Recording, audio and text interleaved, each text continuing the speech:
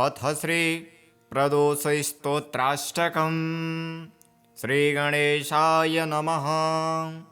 सत्यं ब्रवीमि परलोकहितं ब्रवीमि, सारं ब्रवीम्युपनिषदृदयं ब्रवीमि। संसारमुल्बणमसारमवाप्य जन्तोः, सारोऽयमेश्वरपदाम्बुरुहस्य सेवा।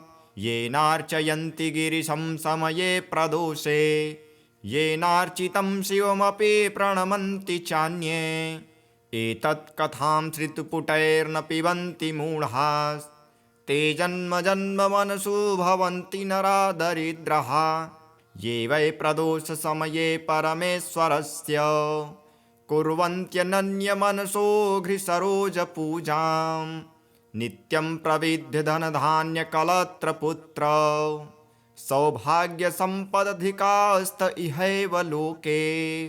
कैलासशैलभुवने त्रिजगज्जनित्रीं, गौरीं निवेश्य कनकाचितरत्नपीठे।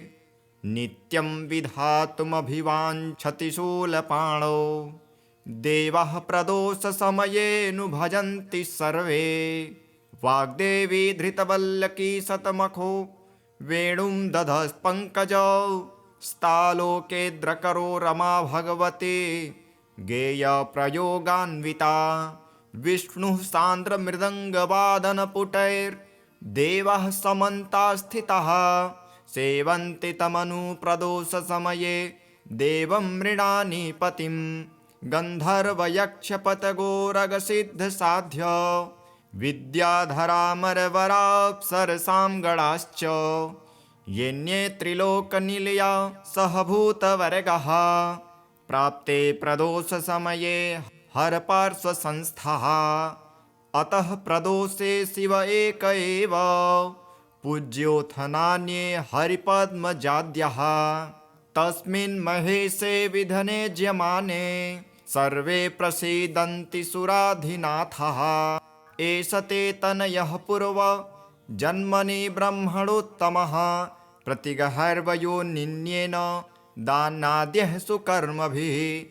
अतो दारिद्र्यमापन्नः पुत्रस्ते द्विजभामिनी, तद्योपरिहारार्थं शरणं यातु शङ्करम्। अथ श्री प्रदोषस्तोत्रम्। जय देव जगन्नाथ जय शङ्कर शाश्वत, जय सर्वसुराध्यक्ष जय सर्वसुरार्चित। जय सर्वगुणातीत जय सर्ववरप्रद, जय नित्यनिराधार जय विश्वम्भराव्यय। जय विश्वेकवन्द्येश जय नागेन्द्रभूषण, जय गौरीपते शम्भो जय चन्द्रार्धशेखर।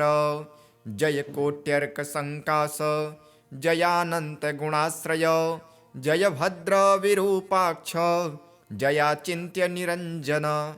जय नाथ कृपासिन्धो जय भक्तार्तिभञ्जन, जय दुस्तरसंसार सागरोत्तारण प्रभो।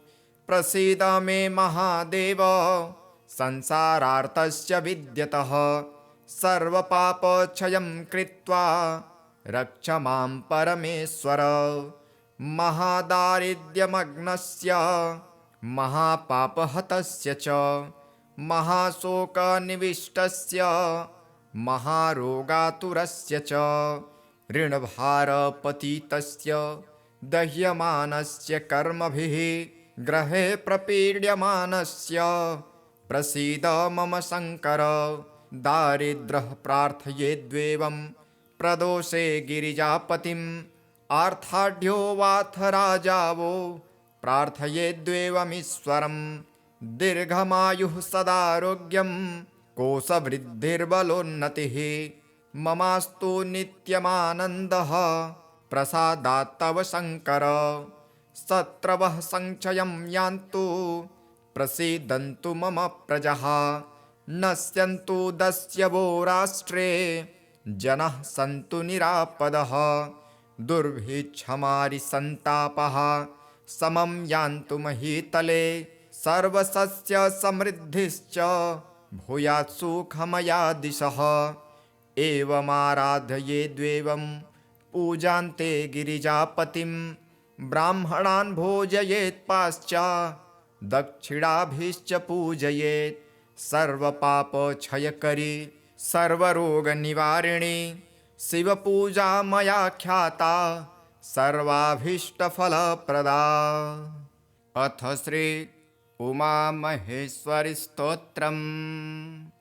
श्रीगणेशाय नमः।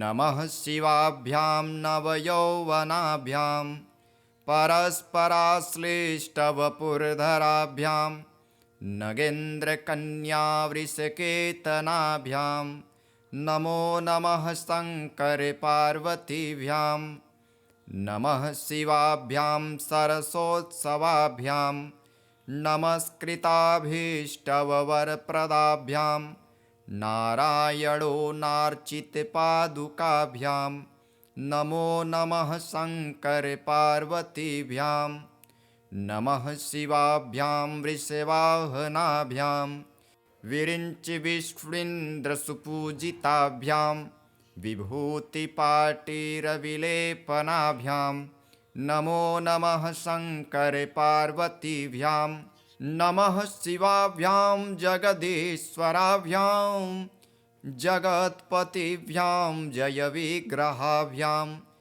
जम्भारिमुख्यैरभिवन्दिताभ्यां नमो नमः शङ्करपार्वतीभ्यां नमः शिवाभ्यां परमौषधाभ्यां पञ्चाक्षरी पञ्जररञ्जिताभ्यां प्रपञ्चसृष्टिस्थितिसंहृताभ्यां नमो नमः शङ्करपार्वतीभ्यां नमः शिवाभ्याम् अतिसुन्दराभ्याम् अत्यन्तमासक्तहृदम्बुजाभ्याम् अशेषलोकैकहितङ्कराभ्यां नमो नमः शङ्करपार्वतीभ्यां नमः शिवाभ्यां कलिनाशनाभ्यां कङ्कालकल्याणवपुर्धराभ्यां कैलासशैलस्थितिदेवताभ्यां नमो नमः शङ्करपार्वतीभ्यां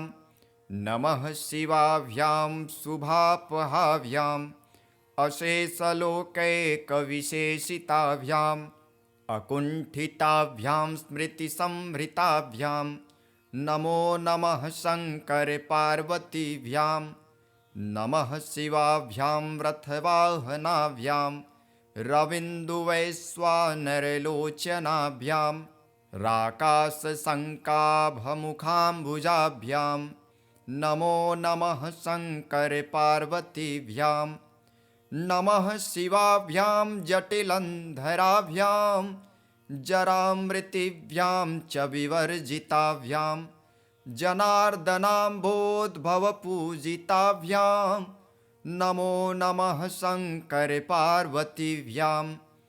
नमः शिवाभ्यां विषमेक्षणाभ्यां बिल्वक्षदामल्लिकदामभृद्भ्यां शोभावती शान्तवतीश्वराभ्यां नमो नमः शङ्करपार्वतीभ्यां नमः शिवाभ्यां पशुपालकाभ्यां जगत्त्रयैरक्षणबद्भृदाभ्यां समस्तदेवासुरपूजिताभ्यां नमो नमः शङ्करपार्वतीभ्यां स्तोत्रं त्रिसन्ध्यं शिवपार्वतीभ्यां भक्त्या पठेत् द्वादशकं नरो यः स सर्वसौभाग्यफलानि भुक्ते शतायुरान्ते शिवलोकमेति।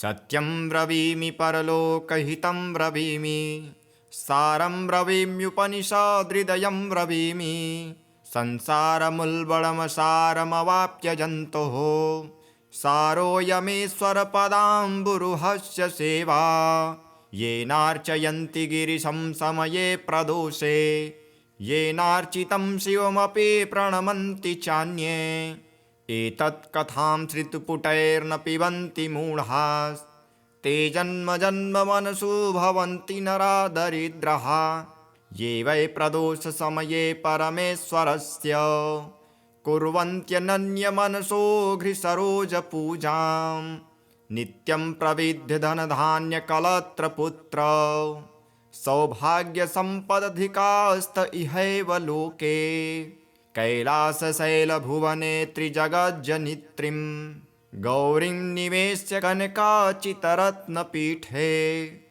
नित्यं विधातुमभिवाञ्छति शूलपाणौ देवः प्रदोषसमयेऽनुभजन्ति सर्वे वाग्देवी धृतवल्लकी शतमखो वेणुं दधस्पङ्कजौ स्तालोकेद्रकरो रमा भगवती गेयप्रयोगान्विता विष्णुः सान्द्रमृदङ्गवादनपुटैर्देवः समन्तास्थितः सेवन्ति तमनुप्रदोषसमये देवं मृडानी पतिं गन्धर्वयक्षपतगोरगसिद्धसाध्य विद्याधरामरवराप्सरसां गणाश्च येन्ये त्रिलोकनिलया सहभूतवर्गः प्राप्ते प्रदोषसमये हरपार्श्वसंस्थः अतः प्रदोषे शिव एक एव पूज्योऽथ नान्ये हरिपद्मजाद्यः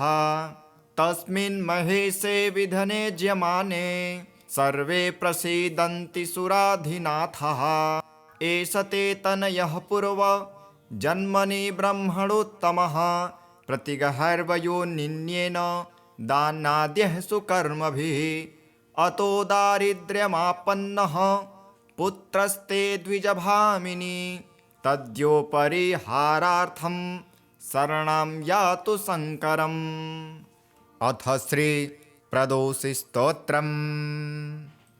जय देव जगन्नाथ जय शंकर शाश्वत जय सर्वसुराध्यक्ष जय सर्वसुरार्चित जय सर्वगुणातीत जय सर्ववरप्रद जय नित्य निराधार जय विश्वम्भराव्यय जय विश्वेकवन्द्येश जय नागेन्द्रभूषण जय गौरीपते शम्भो जय चन्द्रार्धशेखर जय कोट्यर्कसङ्काश जयानन्तगुणाश्रय जय भद्रविरूपाक्ष जयाचिन्त्य निरञ्जन जयनाथ कृपासिन्धो जय भक्तार्तिभञ्जन जय दुस्तर संसार सागरोत्तारण प्रभो प्रसीद मे महादेव संसारार्तस्य विद्यतः सर्वपापक्षयं कृत्वा रक्ष मां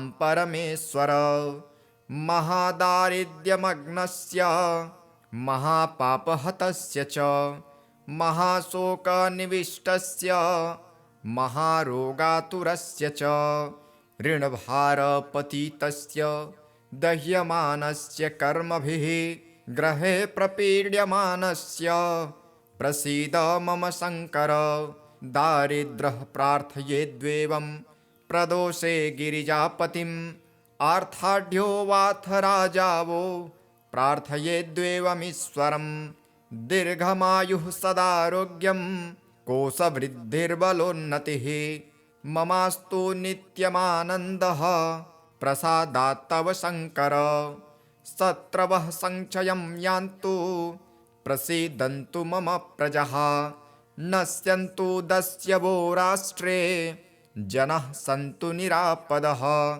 दुर्भिक्षमारिसन्तापः समं यान्तु महीतले सर्वसस्य समृद्धिश्च भूयात् सुखमया दिशः एवमाराधयेद्वेवं पूजान्ते गिरिजापतिं ब्राह्मणान् भोजयेत् पाश्चात् दक्षिणाभिश्च पूजयेत् सर्वपापक्षयकरी सर्वरोगनिवारिणी शिवपूजा मया ख्याता सर्वाभीष्टफलप्रदा।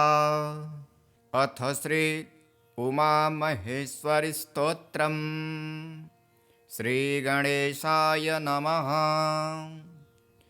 नमः शिवाभ्यां नवयौवनाभ्यां परस्पराश्लिष्टवपुर्धराभ्यां नगेन्द्रकन्यावृषकेतनाभ्यां नमो नमः शङ्करपार्वतीभ्यां नमः शिवाभ्यां सरसोत्सवाभ्यां नमस्कृताभीष्टवरप्रदाभ्यां नारायणो नार्चितपादुकाभ्यां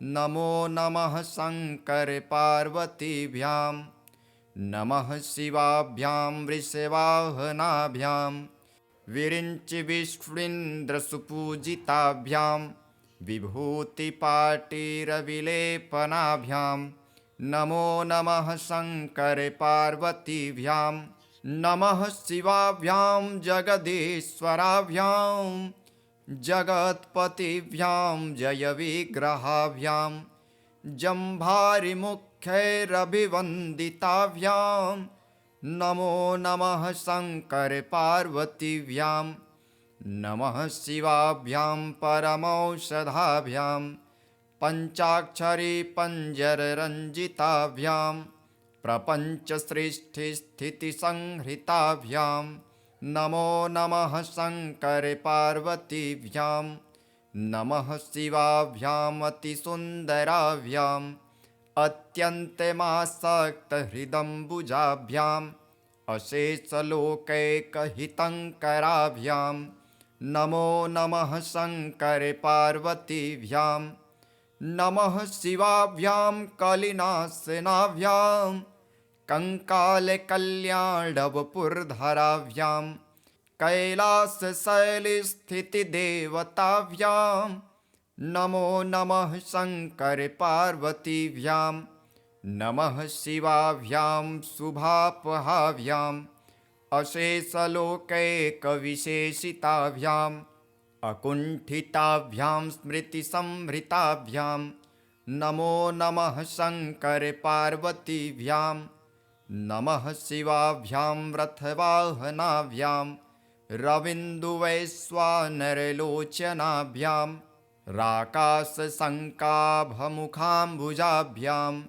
नमो नमः शङ्करपार्वतीभ्यां नमः शिवाभ्यां जटिलन्धराभ्यां जरामृतिभ्यां च विवर्जिताभ्यां जनार्दनाम्भोद्भवपूजिताभ्यां नमो नमः शङ्करपार्वतीभ्यां नमः शिवाभ्यां विषमेक्षणाभ्यां बिल्वक्षदामल्लिकदामभृद्भ्यां शोभावती शान्तवतीश्वराभ्यां नमो नमः शङ्करपार्वतीभ्यां नमः शिवाभ्यां पशुपालकाभ्यां जगत्त्रयैरक्षणबद्भृदाभ्यां समस्तदेवासुरपूजिताभ्यां नमो नमः शङ्करपार्वतीभ्यां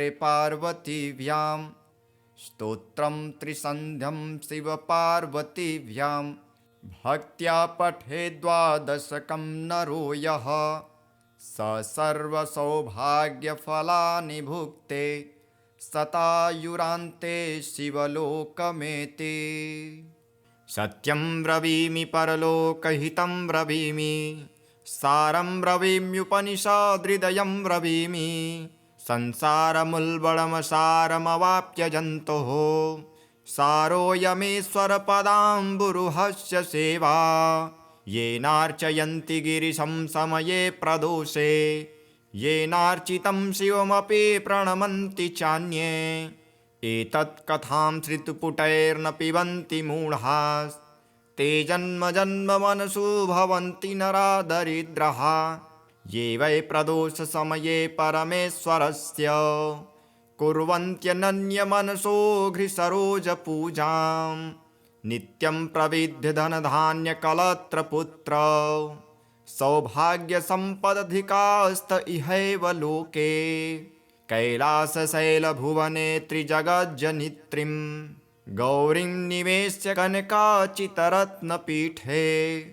नित्यं विधातुमभिवाञ्छति शूलपाणौ देवः प्रदोषसमयेऽनु भजन्ति सर्वे वाग्देवी धृतवल्लकी शतमखो वेणुं दधस्पङ्कजौ स्तालोकेद्रकरो रमा भगवती गेयप्रयोगान्विता विष्णुः सान्द्रमृदङ्गवादनपुटैर् देवाः समन्ताः स्थिताः सेवन्ति तमनुप्रदोषसमये देवं मृडानी पतिं गन्धर्वयक्षपतगोरगसिद्धसाध्य विद्याधरामरवराप्सरसां गणाश्च येन्ये त्रिलोकनिलया सहभूतवर्गः प्राप्ते प्रदोषसमये हरपार्श्वसंस्थः अतः प्रदोषे शिव एक एव पूज्योऽथ नान्ये हरिपद्मजाद्यः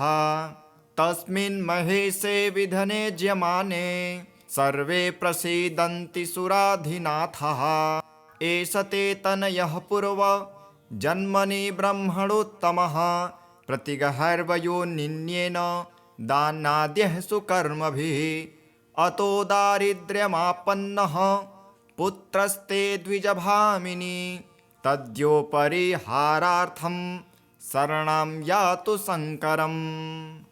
अथ श्री प्रदोषस्तोत्रम्।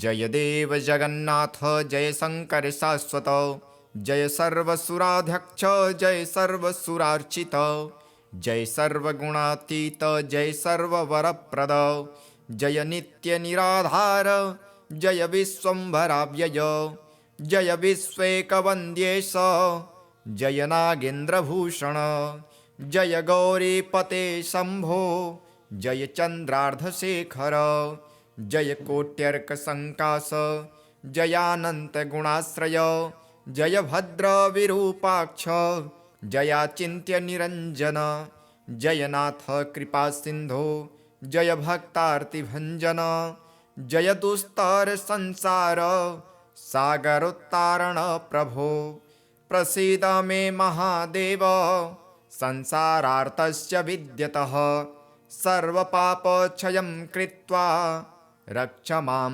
परमेश्वर महादारिद्र्यमग्नस्य महापापहतस्य च महाशोकनिविष्टस्य महारोगातुरस्य च ऋणभारपतितस्य दह्यमानस्य कर्मभिः ग्रहे प्रपीड्यमानस्य प्रसीद मम शङ्कर दारिद्रः प्रार्थयेद्वेवं प्रदोषे गिरिजापतिम् आर्ताढ्यो वाथ राजावो प्रार्थयेद्वेवमीश्वरम् दीर्घमायुः सदारोग्यं कोशवृद्धिर्बलोन्नतिः ममास्तु नित्यमानन्दः प्रसादात् तव शङ्कर शत्रवः संक्षयं यान्तु प्रसीदन्तु मम प्रजः नश्यन्तु दस्यवो राष्ट्रे जनः सन्तु निरापदः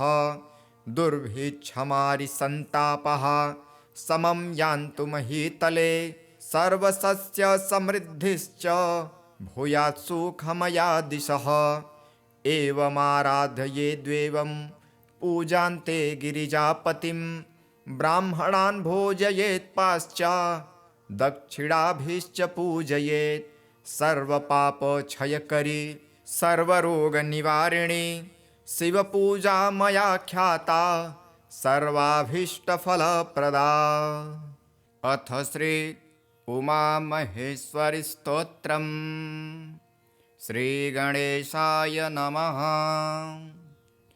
नमः शिवाभ्यां नवयौवनाभ्यां परस्पराश्लिष्टवपुर्धराभ्यां नगेन्द्रकन्यावृषकेतनाभ्यां नमो नमः शङ्करपार्वतीभ्यां नमः शिवाभ्यां सरसोत्सवाभ्यां नमस्कृताभीष्टवरप्रदाभ्यां नारायणो नार्चितपादुकाभ्यां नमो नमः शङ्करपार्वतीभ्यां नमः शिवाभ्यां वृषवाहनाभ्यां विरिञ्चिविष्णुन्द्रसुपूजिताभ्यां विभूतिपाटिरविलेपनाभ्यां नमो नमः शङ्करपार्वतीभ्यां नमः शिवाभ्यां जगदीश्वराभ्यां जगत्पतिभ्यां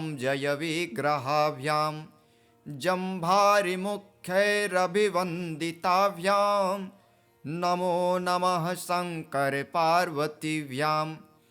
नमः शिवाभ्यां परमौषधाभ्यां पञ्चाक्षरी पञ्जररञ्जिताभ्यां प्रपञ्चसृष्टिस्थितिसंहृताभ्यां नमो नमः शङ्करपार्वतीभ्यां नमः शिवाभ्याम् अतिसुन्दराभ्याम् अत्यन्तमासक्तहृदम्बुजाभ्याम् अशेषलोकैकहितङ्कराभ्यां नमो नमः शङ्करपार्वतीभ्यां नमः शिवाभ्यां कलिनाशनाभ्यां कङ्कालकल्याणवपुर्धराभ्यां कैलासशैलस्थितिदेवताभ्यां नमो नमः शङ्करपार्वतीभ्यां नमः शिवाभ्यां शुभापहाभ्याम्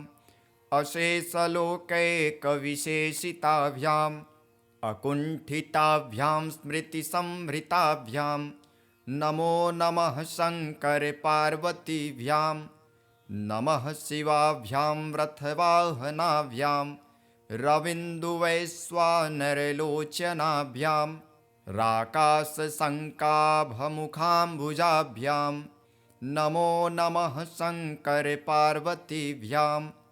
नमः शिवाभ्यां जटिलन्धराभ्यां जरामृतिभ्यां च विवर्जिताभ्यां जनार्दनाम्भोद्भवपूजिताभ्यां नमो नमः शङ्करपार्वतीभ्यां नमः शिवाभ्यां विषमेक्षणाभ्यां बिल्वक्षदामल्लिकदामभृद्भ्यां शोभावती शान्तवतीश्वराभ्यां नमो नमः शङ्करपार्वतीभ्यां नमः शिवाभ्यां पशुपालकाभ्यां जगत्त्रयैरक्षणबद्भृदाभ्यां समस्तदेवासुरपूजिताभ्यां नमो नमः शङ्करपार्वतीभ्यां स्तोत्रं त्रिसन्ध्यं शिवपार्वतीभ्यां भक्त्या पठेद् द्वादशकं नरो यः स सर्वसौभाग्यफलानि भुक्ते शतायुरान्ते शिवलोकमेति।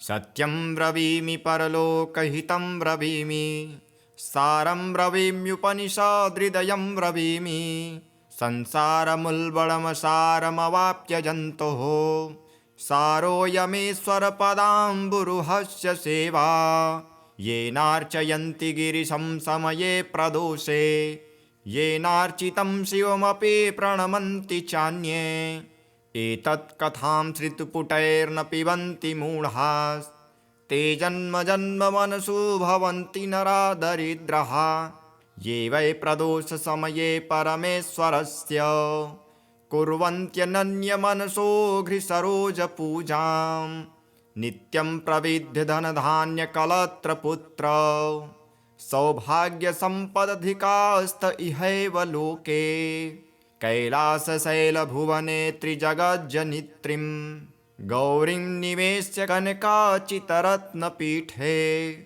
नित्यं विधातुमभिवाञ्छति शूलपाणौ देवः प्रदोषसमयेऽनु भजन्ति सर्वे वाग्देवी धृतवल्लकी शतमखो वेणुं दधस्पङ्कजौ स्तालोकेद्रकरो रमा भगवती गेयप्रयोगान्विता विष्णुः सान्द्रमृदङ्गवादनपुटैर्देवः समन्तास्थितः सेवन्ति तमनुप्रदोषसमये देवं मृडानी पतिं गन्धर्वयक्षपतगोरगसिद्धसाध्य विद्याधरामरवराप्सरसां गणाश्च येन्ये त्रिलोकनिलया सहभूतवर्गः प्राप्ते प्रदोषसमये हरपार्श्वसंस्थः अतः प्रदोषे शिव एक एव पूज्योऽथ नान्ये हरिपद्मजाद्यः तस्मिन् महेशे विधने ज्यमाने सर्वे प्रसीदन्ति सुराधिनाथः एष ते तनयः पूर्व जन्मनि ब्रह्मणोत्तमः प्रतिगहर्वयोनिन्येन दानाद्यः सुकर्मभिः अतो दारिद्र्यमापन्नः पुत्रस्ते द्विजभामिनी तद्योपरिहारार्थं शरणं यातु शङ्करम्। अथ श्री प्रदोषि स्तोत्रम्। जय देव जगन्नाथ जय शंकर शाश्वत जय सर्वसुराध्यक्ष जय सर्वसुरार्चित जय सर्वगुणातीत जय सर्ववरप्रद जय नित्य निराधार जय विश्वम्भराव्यय जय विश्वेकवन्द्येश जय नागेन्द्रभूषण जय गौरीपते शम्भो जय चन्द्रार्धशेखर जय कोट्यर्कसङ्काश जयानन्तगुणाश्रय जय भद्रविरूपाक्ष जयाचिन्त्यनिरञ्जन जयनाथ कृपासिन्धो जय भक्तार्तिभञ्जन जय दुस्तरसंसार सागरोत्तारण प्रभो प्रसीद मे महादेव संसारार्तस्य विद्यतः सर्वपापक्षयं कृत्वा रक्ष मां परमेश्वर महादारिद्र्यमग्नस्य महापापहतस्य च महाशोकनिविष्टस्य महारोगातुरस्य च ऋणभारपतितस्य दह्यमानस्य कर्मभिः ग्रहे प्रपीड्यमानस्य प्रसीद मम शङ्कर दारिद्र्यः प्रार्थयेद्वेवं प्रदोषे गिरिजापतिम् आर्ताढ्यो वाथ राजावो प्रार्थयेद्वेवमीश्वरम् दीर्घमायुः सदारोग्यं कोशवृद्धिर्बलोन्नतिः ममास्तु नित्यमानन्दः प्रसादात् तव शङ्कर शत्रवः संक्षयं यान्तु प्रसीदन्तु मम प्रजः नश्यन्तु दस्यवो राष्ट्रे जनाः सन्तु निरापदः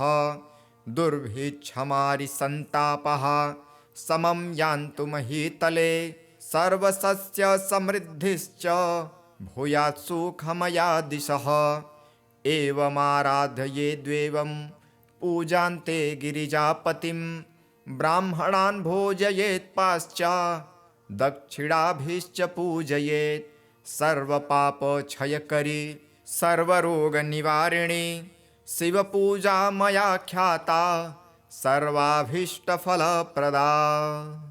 अथ श्री उमामहेश्वरी स्तोत्रम्। श्रीगणेशाय नमः। नमः शिवाभ्यां नवयौवनाभ्यां परस्पराश्लिष्टवपुर्धराभ्यां नगेन्द्रकन्यावृषकेतनाभ्यां नमो नमः शङ्करपार्वतीभ्यां नमः शिवाभ्यां सरसोत्सवाभ्यां नमस्कृताभीष्टवरप्रदाभ्यां नारायणो नार्चितपादुकाभ्यां नमो नमः शङ्करपार्वतीभ्यां नमः शिवाभ्यां वृषवाहनाभ्यां विरिञ्चिविष्णुन्द्रसुपूजिताभ्यां विभूतिपाटिरविलेपनाभ्यां नमो नमः शङ्करपार्वतीभ्यां नमः शिवाभ्यां जगदीश्वराभ्यां जगत्पतिभ्यां जयविग्रहाभ्यां जम्भारिमुख्यैरभिवन्दिताभ्यां नमो नमः शङ्करपार्वतीभ्यां नमः शिवाभ्यां परमौषधाभ्यां पञ्चाक्षरी पञ्जररञ्जिताभ्यां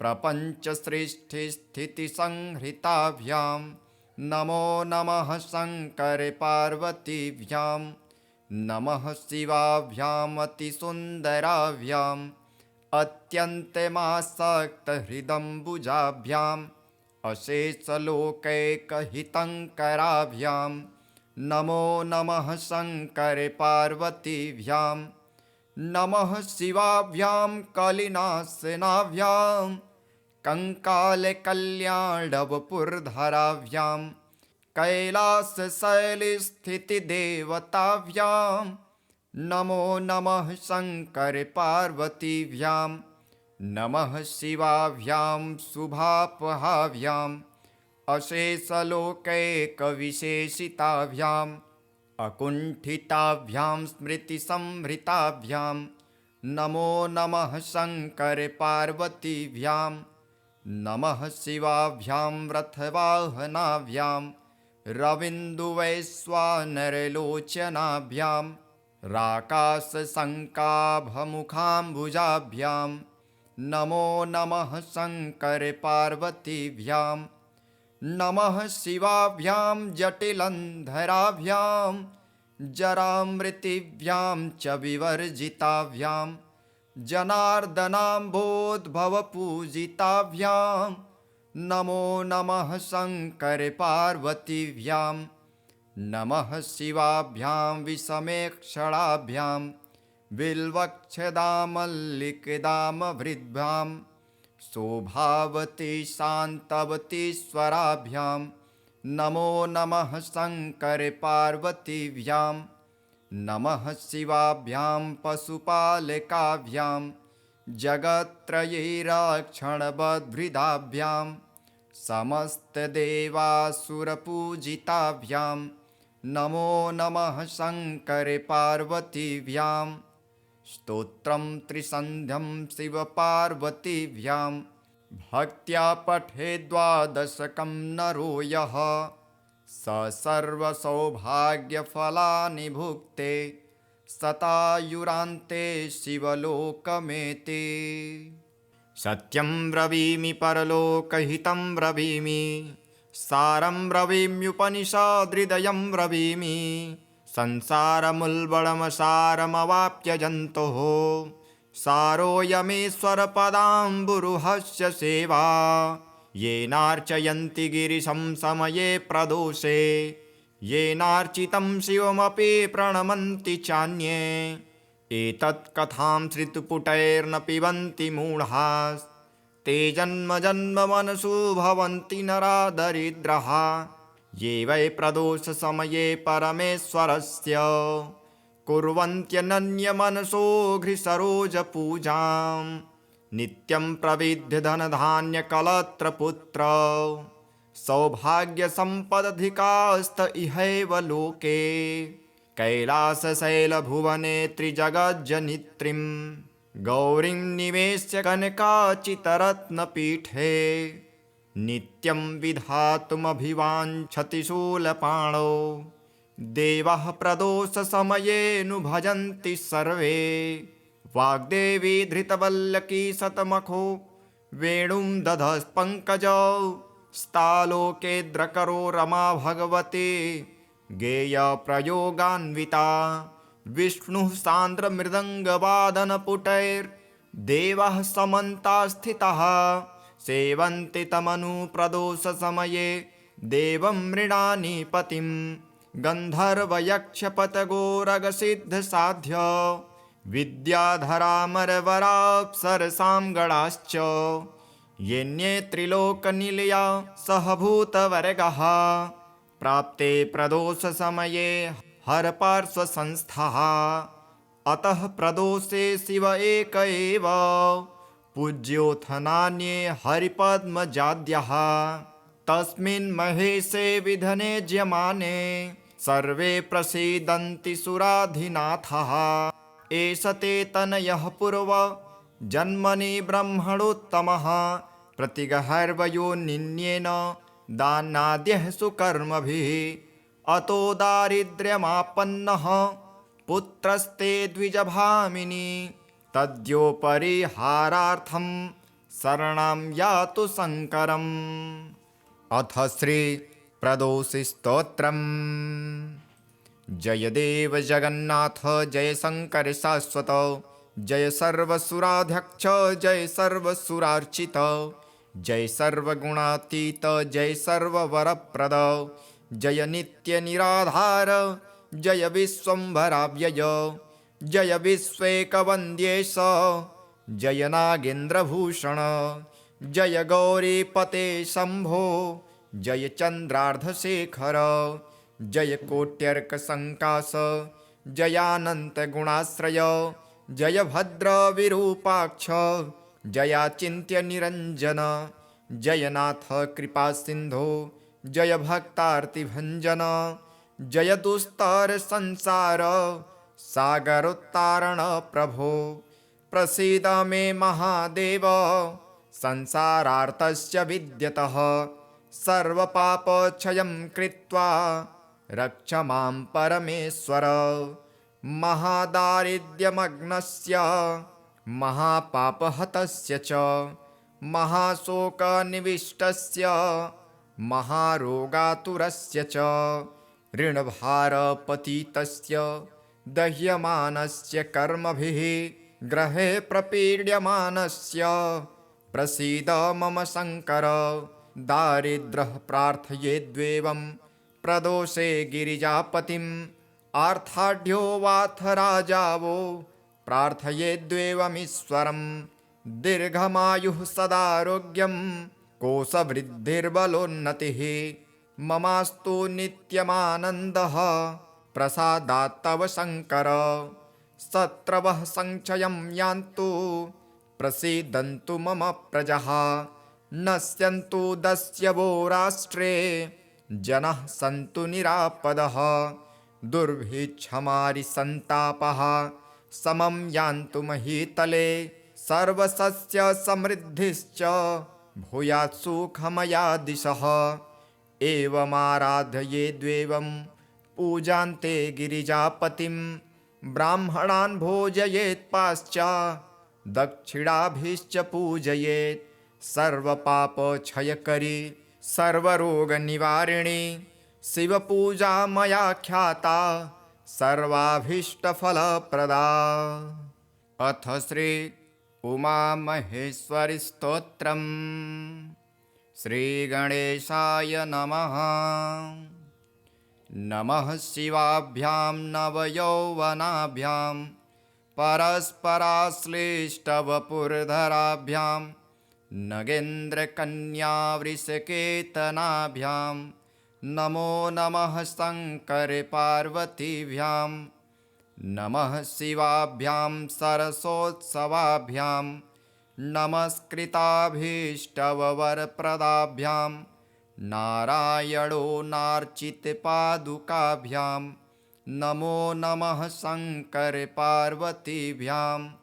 नमः शिवाभ्यां वृषवाहनाभ्यां विरिञ्चिविष्णुन्द्रसुपूजिताभ्यां विभूतिपाटिरविलेपनाभ्यां नमो नमः शङ्करपार्वतीभ्यां नमः शिवाभ्यां जगदीश्वराभ्यां जगत्पतिभ्यां जयविग्रहाभ्यां जम्भारिमुख्यैरभिवन्दिताभ्यां नमो नमः शङ्करपार्वतीभ्यां नमः शिवाभ्यां परमौषधाभ्यां पञ्चाक्षरी पञ्जररञ्जिताभ्यां प्रपञ्चसृष्टिस्थितिसंहृताभ्यां नमो नमः शङ्करपार्वतीभ्यां नमः शिवाभ्याम् अतिसुन्दराभ्याम् अत्यन्तमासक्तहृदम्बुजाभ्याम् अशेषलोकैकहितङ्कराभ्यां नमो नमः शङ्करपार्वतीभ्यां नमः शिवाभ्यां कलिनाशनाभ्यां कङ्कालकल्याणवपुर्धराभ्यां कैलासशैलस्थितिदेवताभ्यां नमो नमः शङ्करपार्वतीभ्यां नमः शिवाभ्यां शुभापहाभ्याम् अशेषलोकैकविशेषिताभ्याम् अकुण्ठिताभ्यां स्मृतिसंभृताभ्यां नमो नमः शङ्करपार्वतीभ्यां नमः शिवाभ्यां रथवाहनाभ्यां रविन्दुवैश्वानरलोचनाभ्यां राकाशशङ्काभमुखाम्बुजाभ्यां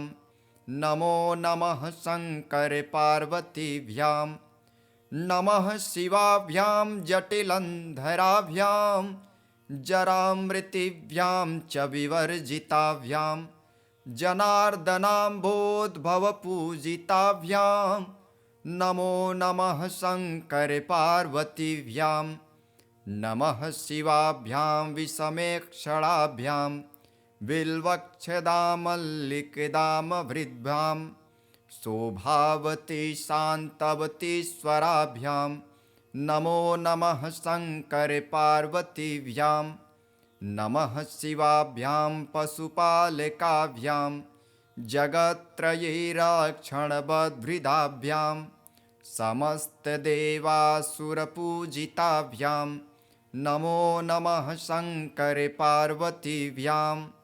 स्तोत्रं त्रिसन्ध्यं शिवपार्वतीभ्यां भक्त्या पठेद् द्वादशकं नरो यः स सर्वसौभाग्यफलानि भुक्ते शतायुरान्ते शिवलोकमेति।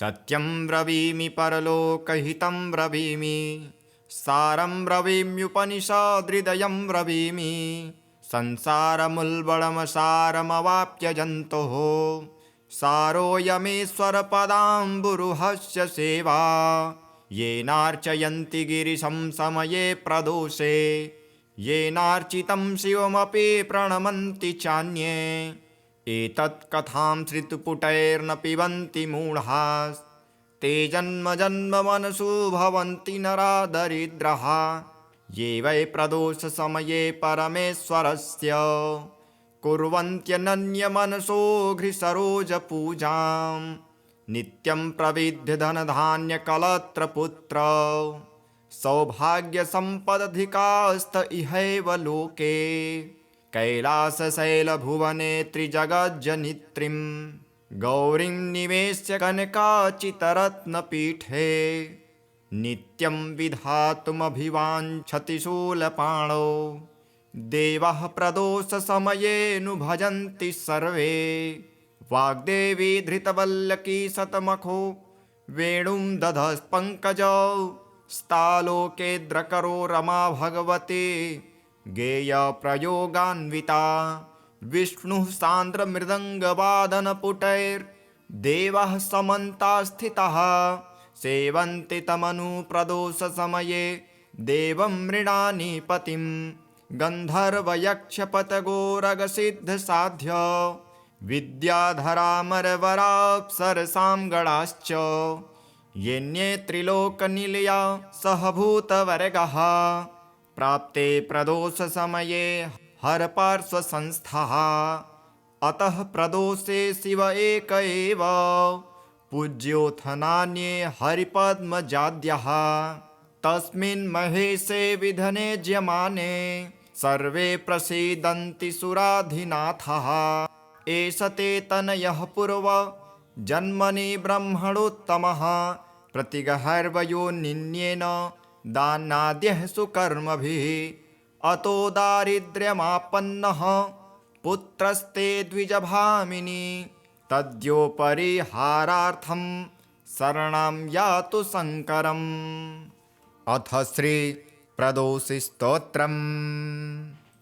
जय देव जगन्नाथ जय शङ्कर शाश्वत जय सर्वसुराध्यक्ष जय सर्वसुरार्चित जय सर्वगुणातीत जय सर्ववरप्रद जय नित्यनिराधार जय विश्वम्भराव्यय जय विश्वेकवन्द्येश जय नागेन्द्रभूषण जय गौरीपते शम्भो जय चन्द्रार्धशेखर जय कोट्यर्कसङ्काश जयानन्तगुणाश्रय जय भद्रविरूपाक्ष जयाचिन्त्यनिरञ्जन जयनाथ कृपासिन्धो जय भक्तार्तिभञ्जन जय दुस्तरसंसार सागरोत्तारण प्रभो प्रसीद मे महादेव संसारार्तस्य विद्यतः सर्वपापक्षयं कृत्वा रक्ष मां परमेश्वर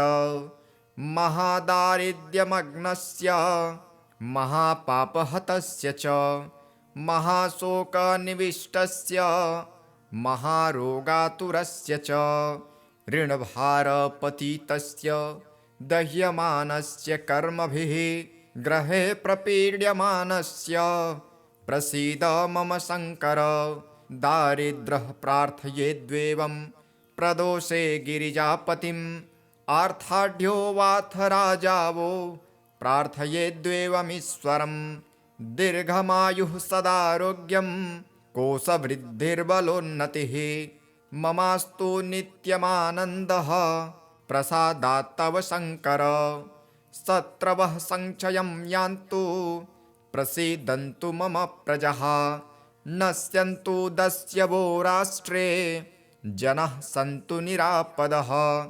दुर्भिक्षमारिसन्तापः समं यान्तु महीतले सर्वसस्य समृद्धिश्च भूयात् सुखमया दिशः एवमाराधयेद्वेवं पूजान्ते गिरिजापतिं ब्राह्मणान् भोजयेत् पाश्चात् दक्षिणाभिश्च पूजयेत् सर्वपापक्षयकरी सर्वरोगनिवारिणी शिवपूजा मया ख्याता सर्वाभीष्टफलप्रदा। अथ श्री उमामहेश्वरी स्तोत्रम्। श्रीगणेशाय नमः। नमः शिवाभ्यां नवयौवनाभ्यां परस्पराश्लिष्टवपुर्धराभ्यां नगेन्द्रकन्यावृषकेतनाभ्यां नमो नमः शङ्करपार्वतीभ्यां नमः शिवाभ्यां सरसोत्सवाभ्यां नमस्कृताभीष्टवरप्रदाभ्यां नारायणो नार्चितपादुकाभ्यां नमो नमः शङ्करपार्वतीभ्यां नमः शिवाभ्यां वृषवाहनाभ्यां विरिञ्चिविष्णुन्द्रसुपूजिताभ्यां विभूतिपाटीरविलेपनाभ्यां नमो नमः शङ्करपार्वतीभ्यां नमः शिवाभ्यां जगदीश्वराभ्यां जगत्पतिभ्यां जयविग्रहाभ्यां जम्भारिमुख्यैरभिवन्दिताभ्यां नमो नमः शङ्करपार्वतीभ्यां नमः शिवाभ्यां परमौषधाभ्यां पञ्चाक्षरी पञ्जररञ्जिताभ्यां प्रपञ्चसृष्टिस्थितिसंहृताभ्यां नमो नमः शङ्करपार्वतीभ्यां नमः शिवाभ्याम् अतिसुन्दराभ्याम् अत्यन्तमासक्तहृदम्बुजाभ्याम् अशेषलोकैकहितङ्कराभ्यां नमो नमः शङ्करपार्वतीभ्यां नमः शिवाभ्यां कलिनाशनाभ्यां कङ्कालकल्याणवपुर्धराभ्यां कैलासशैलस्थितिदेवताभ्यां नमो नमः शङ्करपार्वतीभ्यां नमः शिवाभ्यां शुभापहाभ्याम् अशेषलोकैकविशेषिताभ्याम् अकुण्ठिताभ्यां स्मृतिसंभृताभ्यां नमो नमः शङ्करपार्वतीभ्यां नमः शिवाभ्यां रथवाहनाभ्यां रविन्दुवैश्वानरलोचनाभ्यां राकाशशङ्काभमुखाम्बुजाभ्यां नमो नमः शङ्करपार्वतीभ्यां नमः शिवाभ्यां जटिलन्धराभ्यां जरामृतिभ्यां च विवर्जिताभ्यां जनार्दनाम्भोद्भवपूजिताभ्यां नमो नमः शङ्करपार्वतीभ्यां नमः शिवाभ्यां विषमेक्षणाभ्यां बिल्वक्षदामल्लिकदामभृद्भ्यां शोभावती शान्तवतीश्वराभ्यां नमो नमः शङ्करपार्वतीभ्यां नमः शिवाभ्यां पशुपालकाभ्यां जगत्त्रयैरक्षणबद्भृदाभ्यां समस्तदेवासुरपूजिताभ्यां नमो नमः शङ्करे पार्वतीभ्यां स्तोत्रं त्रिसन्ध्यं शिवपार्वतीभ्यां भक्त्या पठे द्वादशकं नरो यः स सर्वसौभाग्यफलानि भुक्ते शतायुरान्ते शिवलोकमेति।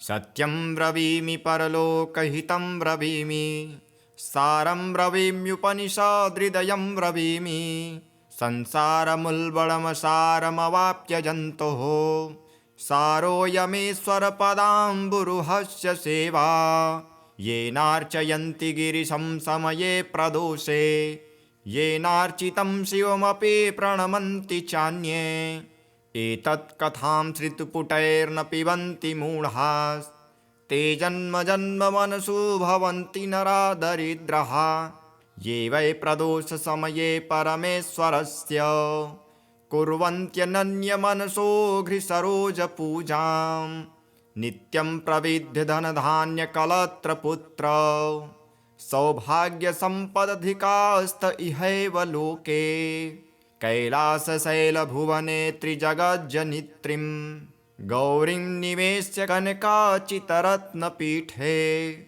नित्यं विधातुमभिवाञ्छति शूलपाणौ देवः प्रदोषसमयेऽनु भजन्ति सर्वे वाग्देवी धृतवल्लकी शतमखो वेणुं दधस्पङ्कजौ स्तालोकेद्रकरो रमा भगवती गेयप्रयोगान्विता विष्णुः सान्द्रमृदङ्गवादनपुटैर्देवः समन्तास्थितः सेवन्ति तमनुप्रदोषसमये देवं मृडानी पतिं गन्धर्वयक्षपतगोरगसिद्धसाध्य विद्याधरामरवराप्सरसां गणाश्च येन्ये त्रिलोकनिलया सहभूतवर्गः प्राप्ते प्रदोषसमये हरपार्श्वसंस्थः अतः प्रदोषे शिव एक एव पूज्योऽथ नान्ये हरिपद्मजाद्यः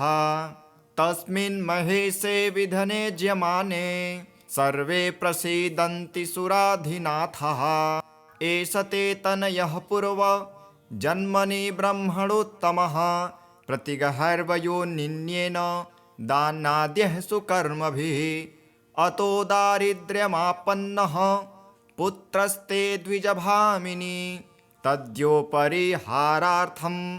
शरणं यातु शङ्करम्। अथ श्री प्रदोषस्तोत्रम्।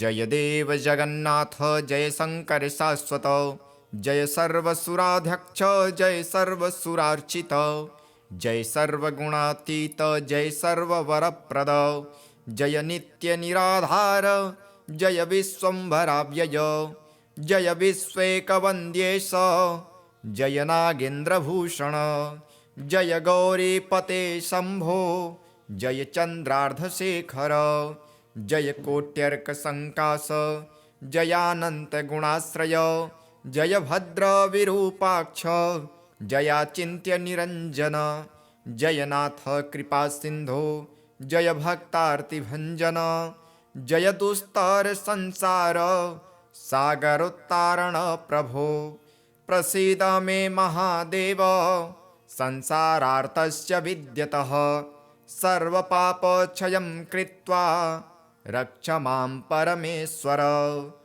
महादारिद्र्यमग्नस्य महापापहतस्य च महाशोकनिविष्टस्य महारोगातुरस्य च ऋणभारपतितस्य दह्यमानस्य कर्मभिः ग्रहे प्रपीड्यमानस्य प्रसीद मम शङ्कर दारिद्रः प्रार्थयेद्वेवं प्रदोषे गिरिजापतिम् आर्ताढ्यो वाथ राजावो प्रार्थयेद्वेवमीश्वरं दीर्घमायुः सदारोग्यं कोशवृद्धिर्बलोन्नतिः ममास्तु नित्यमानन्दः प्रसादात् तव शङ्कर शत्रवः संक्षयं यान्तु प्रसीदन्तु मम प्रजः नश्यन्तु दस्यवो राष्ट्रे जनः सन्तु निरापदः दुर्भिक्षमारिसन्तापः समं यान्तु महीतले सर्वसस्य समृद्धिश्च भूयात् सुखमया दिशः एवमाराध्य ये द्वेवं पूजान्ते गिरिजापतिं ब्राह्मणान् भोजयेत् पाश्चात् दक्षिणाभिश्च पूजयेत् सर्वपापक्षयकरी सर्वरोगनिवारिणी शिवपूजा मया ख्याता सर्वाभीष्टफलप्रदा। अथ श्री उमामहेश्वरी स्तोत्रम्। श्रीगणेशाय नमः। नमः शिवाभ्यां नवयौवनाभ्यां परस्पराश्लिष्टवपुर्धराभ्यां नगेन्द्रकन्यावृषकेतनाभ्यां नमो नमः शङ्करपार्वतीभ्यां नमः शिवाभ्यां सरसोत्सवाभ्यां नमस्कृताभीष्टवरप्रदाभ्यां नारायणो नार्चितपादुकाभ्यां नमो नमः शङ्करपार्वतीभ्यां नमः शिवाभ्यां वृषवाहनाभ्यां विरिञ्चिविष्णुन्द्रसुपूजिताभ्यां विभूतिपाटीरविलेपनाभ्यां नमो नमः शङ्करपार्वतीभ्यां नमः शिवाभ्यां जगदीश्वराभ्यां जगत्पतिभ्यां जयविग्रहाभ्यां जम्भारिमुख्यैरभिवन्दिताभ्यां नमो नमः शङ्करपार्वतीभ्यां नमः शिवाभ्यां परमौषधाभ्यां पञ्चाक्षरी पञ्जररञ्जिताभ्यां प्रपञ्चसृष्टिस्थितिसंहृताभ्यां नमो नमः शङ्करपार्वतीभ्यां नमः शिवाभ्याम् अतिसुन्दराभ्याम् अत्यन्तमासक्तहृदम्बुजाभ्याम् अशेषलोकैकहितङ्कराभ्यां नमो नमः शङ्करपार्वतीभ्यां नमः शिवाभ्यां कलिनाशनाभ्यां कङ्कालकल्याणवपुर्धराभ्यां कैलासशैलस्थितिदेवताभ्यां नमो नमः शङ्करपार्वतीभ्यां नमः शिवाभ्यां शुभापहाभ्याम् अशेषलोकैकविशेषिताभ्याम् अकुण्ठिताभ्यां स्मृतिसंभृताभ्यां नमो नमः शङ्करपार्वतीभ्यां नमः शिवाभ्यां रथवाहनाभ्यां रविन्दुवैश्वानरलोचनाभ्यां राकाशशङ्काभमुखाम्बुजाभ्यां नमो नमः शङ्करपार्वतीभ्यां नमः शिवाभ्यां जटिलन्धराभ्यां जरामृतिभ्यां च विवर्जिताभ्यां जनार्दनाम्भोद्भवपूजिताभ्यां नमो नमः शङ्करपार्वतीभ्यां नमः शिवाभ्यां विषमेक्षणाभ्यां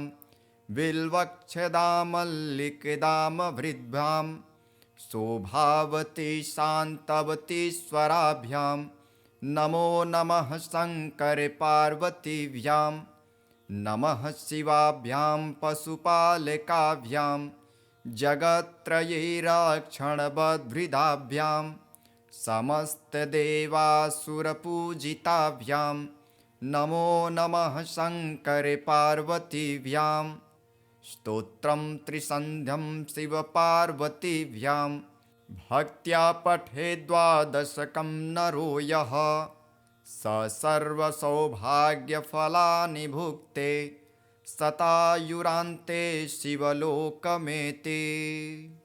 सत्यं ब्रवीमि परलोकहितं ब्रवीमि सारं ब्रवीम्युपनिषदृदयं ब्रवीमि संसारमुल्बणमसारमवाप्य जन्तोः सारोऽयमेश्वरपदाम्बुरुहस्य सेवा येनार्चयन्ति गिरिशं समये प्रदोषे येनार्चितं शिवमपि प्रणमन्ति चान्ये एतत् कथां श्रुतिपुटैर्न पिबन्ति मूढाः ते जन्म जन्म मनसु भवन्ति नरा दरिद्राः ये वै प्रदोषसमये परमेश्वरस्य कुर्वन्त्यनन्यमनसो घ्रिसरोजपूजां नित्यं प्रविद्य धनधान्यकलत्रपुत्र सौभाग्यसम्पदधिकास्त इहैव लोके कैलासशैलभुवने त्रिजगज्जनित्रीं गौरीं निवेश्य कनकाचितरत्नपीठे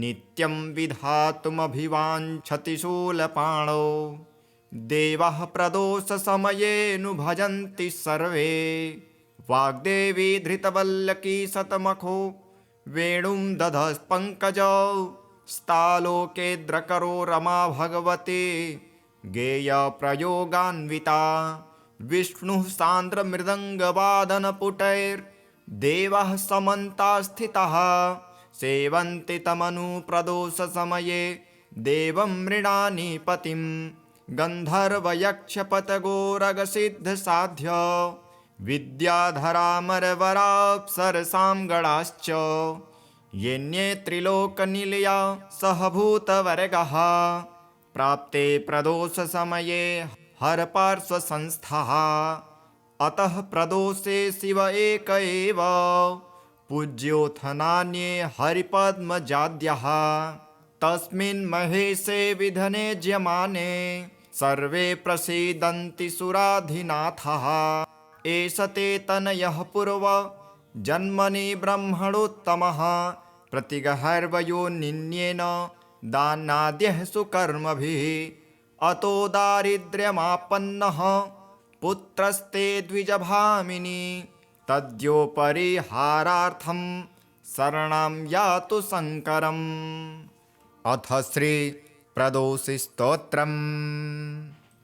जय देव जगन्नाथ जय शङ्कर शाश्वत जय सर्वसुराध्यक्ष जय सर्वसुरार्चित जय सर्वगुणातीत जय सर्ववरप्रद जय नित्यनिराधार जय विश्वम्भराव्यय जय विश्वेकवन्द्येश जय नागेन्द्रभूषण जय गौरीपते शम्भो जय चन्द्रार्धशेखर जय कोट्यर्कसङ्काश जयानन्तगुणाश्रय जय भद्रविरूपाक्ष जयाचिन्त्यनिरञ्जन जयनाथ कृपासिन्धो जय भक्तार्तिभञ्जन जय दुस्तरसंसार सागरोत्तारण प्रभो प्रसीद मे महादेव संसारार्तस्य विद्यतः सर्वपापक्षयं कृत्वा रक्ष मां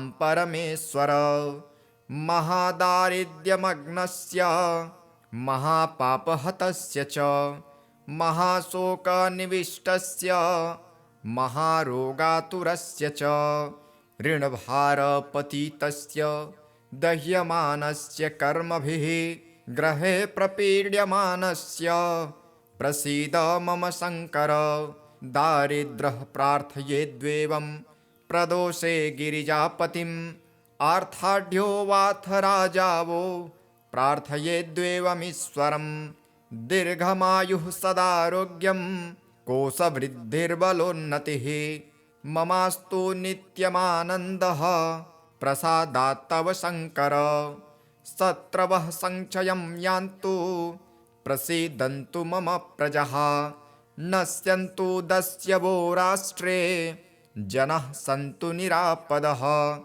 दुर्भिक्षमारिसन्तापः समं यान्तु महीतले सर्वसस्य समृद्धिश्च भूयात् सुखमया दिशः एवमाराधयेद्वेवं पूजान्ते गिरिजापतिं ब्राह्मणान् भोजयेत् पाश्चात् दक्षिणाभिश्च पूजयेत् सर्वपापक्षयकरी सर्वरोगनिवारिणी शिवपूजा मया ख्याता सर्वाभीष्टफलप्रदा।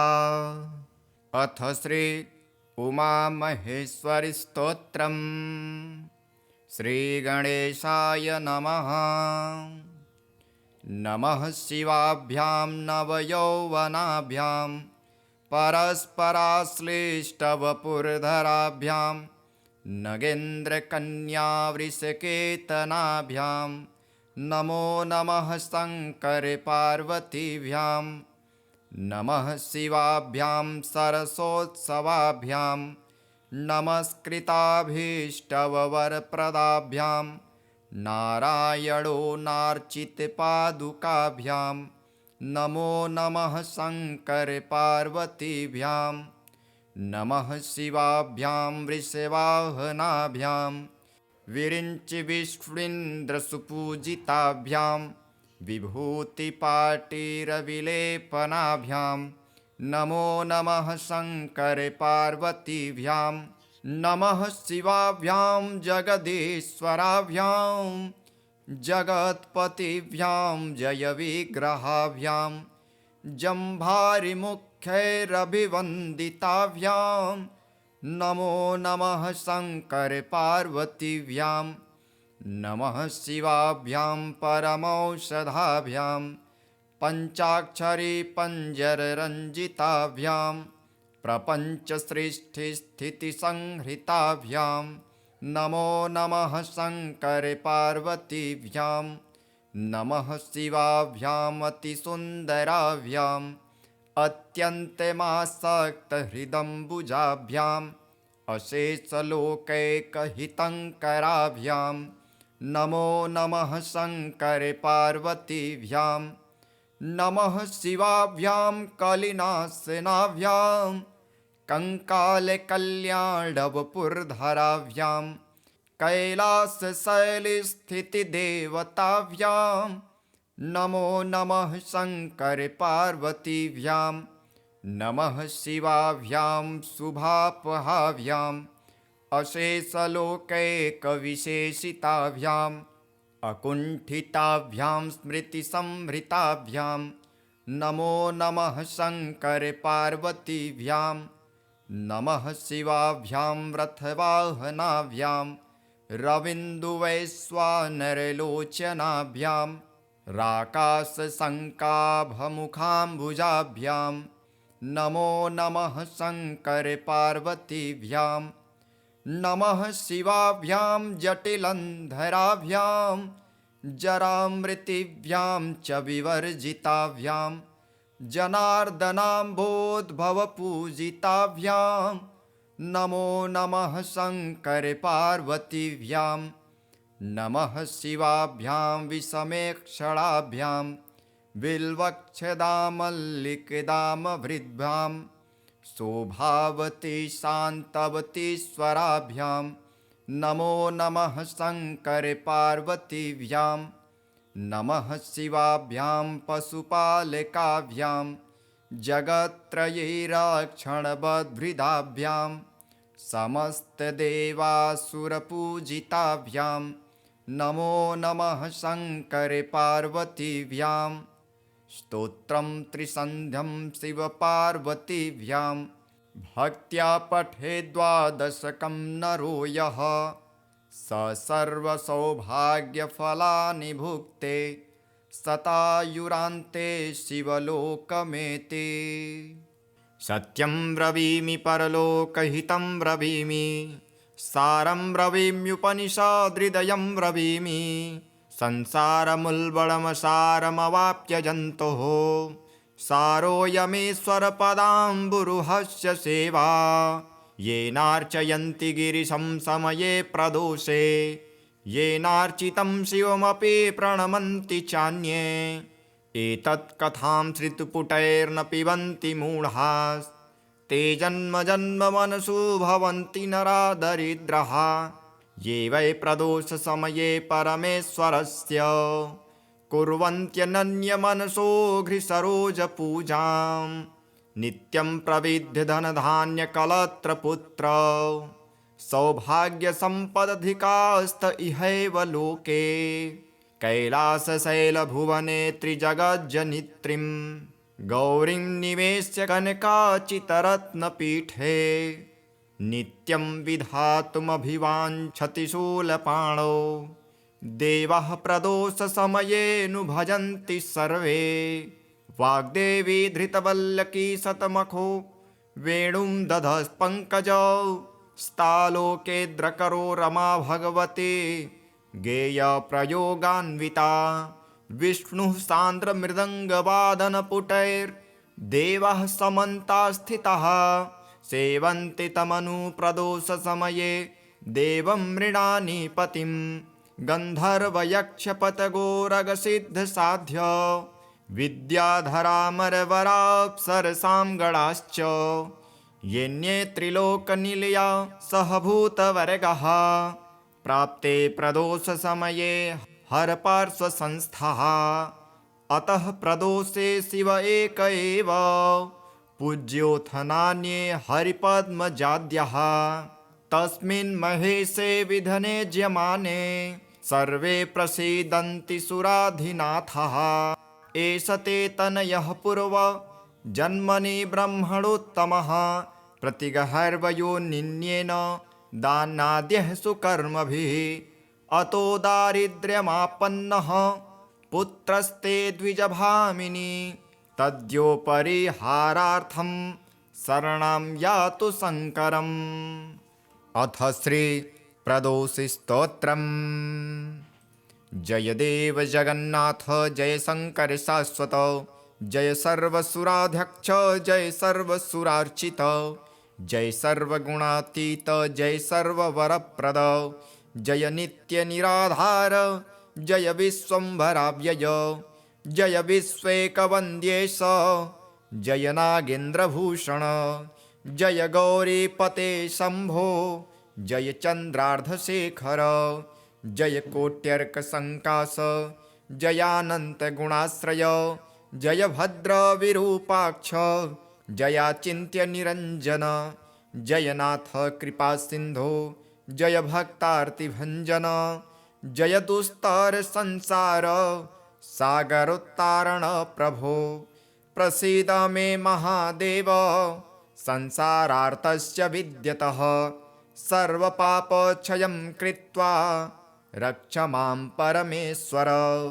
महादारिद्र्यमग्नस्य महापापहतस्य च महाशोकनिविष्टस्य महारोगातुरस्य च ऋणभारपतितस्य दह्यमानस्य कर्मभिः ग्रहे प्रपीड्यमानस्य प्रसीद मम शङ्कर।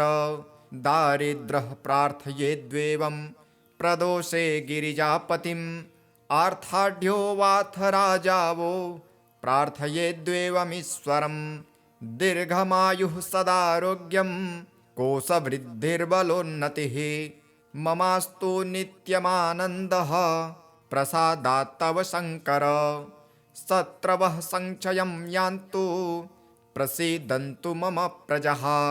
नश्यन्तु दस्यवो राष्ट्रे जनाः सन्तु निरापदः। दुर्भिक्षमारिसन्तापः समं यान्तु महीतले। सर्वसस्यसमृद्धिश्च भूयात् सुखमया दिशः। एवमाराधयेद्वेवं पूजान्ते गिरिजापतिं। ब्राह्मणान् भोजयेत् पाश्चात् दक्षिणाभिश्च पूजयेत्। सर्वपापक्षयकरी सर्वरोगनिवारिणी शिवपूजा मया ख्याता सर्वाभीष्टफलप्रदा। अथ श्री उमामहेश्वरी स्तोत्रम्। श्रीगणेशाय नमः। नमः शिवाभ्यां नवयौवनाभ्यां परस्पराश्लिष्टवपुर्धराभ्यां नगेन्द्रकन्यावृषकेतनाभ्यां नमो नमः शङ्करपार्वतीभ्यां। नमः शिवाभ्यां सरसोत्सवाभ्यां नमस्कृताभीष्टवरप्रदाभ्यां नारायणो नार्चितपादुकाभ्यां नमो नमः शङ्करपार्वतीभ्यां। नमः शिवाभ्यां वृषवाहनाभ्यां विरिञ्चिविष्णुन्द्रसुपूजिताभ्यां विभूतिपाटीरविलेपनाभ्यां नमो नमः शङ्करपार्वतीभ्यां नमः शिवाभ्यां जगदीश्वराभ्यां जगत्पतिभ्यां जयविग्रहाभ्यां जम्भारिमुख्यैरभिवन्दिताभ्यां नमो नमः शङ्करपार्वतीभ्यां नमः शिवाभ्यां परमौषधाभ्यां पञ्चाक्षरी पञ्जररञ्जिताभ्यां प्रपञ्चसृष्टिस्थितिसंहृताभ्यां नमो नमः शङ्करपार्वतीभ्यां नमः शिवाभ्यामतिसुन्दराभ्याम् अत्यन्तमासक्तहृदम्बुजाभ्याम् अशेषलोकैकहितङ्कराभ्यां नमो नमः शङ्करपार्वतीभ्यां नमः शिवाभ्यां कलिनाशनाभ्यां कङ्कालकल्याणवपुर्धराभ्यां कैलासशैलस्थितिदेवताभ्यां नमो नमः शङ्करपार्वतीभ्यां नमः शिवाभ्यां शुभापहाभ्याम् अशेषलोकैकविशेषिताभ्याम् अकुण्ठिताभ्यां स्मृतिसंभृताभ्यां नमो नमः शङ्करपार्वतीभ्यां नमः शिवाभ्यां रथवाहनाभ्यां रविन्दुवैश्वानरलोचनाभ्यां राकाशशङ्काभमुखाम्बुजाभ्यां नमो नमः शङ्करपार्वतीभ्यां नमः शिवाभ्यां जटिलन्धराभ्यां जरामृतिभ्यां च विवर्जिताभ्यां जनार्दनाम्भोद्भवपूजिताभ्यां नमो नमः शङ्करपार्वतीभ्यां नमः शिवाभ्यां विषमेक्षणाभ्यां बिल्वक्षदामल्लिकदामभृद्भ्यां शोभावती शान्तवतीश्वराभ्यां नमो नमः शङ्करपार्वतीभ्यां नमः शिवाभ्यां पशुपालकाभ्यां जगत्त्रयैरक्षणबद्भृदाभ्यां समस्तदेवासुरपूजिताभ्यां नमो नमः शङ्करपार्वतीभ्यां स्तोत्रं त्रिसन्ध्यं शिवपार्वतीभ्यां भक्त्या पठेद् द्वादशकं नरो यः स सर्वसौभाग्यफलानि भुक्ते शतायुरान्ते शिवलोकमेति।